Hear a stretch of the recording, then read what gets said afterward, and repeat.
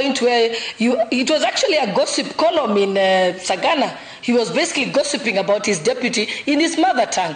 That is not acceptable. It's not presidential at all.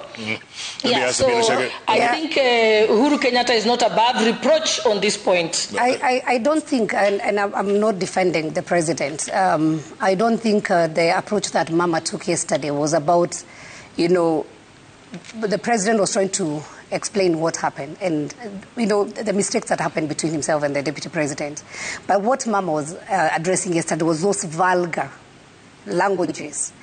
And like that video, whatever is happening, there are people who went to almost her doorstep to talk about the oath and everything else, and they talked about very bad things. Very, very bad things. That's what she was referring to. So I don't think it's about this normal way. We all, even in Parliament, even herself, she's not perfect. There's always a time when you have your competition. There are those propagandas that come in, and that's not what she was referring to. President going to Sagana, that is his home. How many times have we seen the deputy president addressing his people in their mother tongue?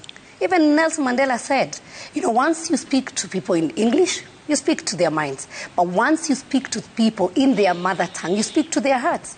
The president was trying to speak to the hearts of his people. He was at home. He was talking to the people that he lead. It was not meant for other people outside that he was taking leadership and explaining to his people what happened. We have seen several times the DP doing the same.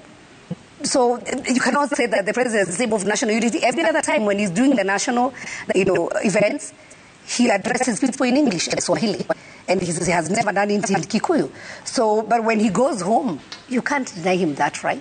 You can't deny him to address his people and explain what happened. So at the NDC, addressing the issues that may have happened between himself and the DP, he never called DP names. And so when the mom came yesterday to address and say these people have been brought up badly because they are words you cannot say in public, Chef. They are words you cannot even say in public. And I wish you would see that video. It's vulgar. Even the elders have condemned it. So there's a trend that is coming up of people believing that when they use these words, I don't know, they become famous or they are attracting people. But it's actually very unfortunate because, what are we even showing our children? I was about to say, the kids are watching, the younger generation is watching, and even the presidential candidates, they address each other as Ulam Jamawa Vitendawili or Muizi.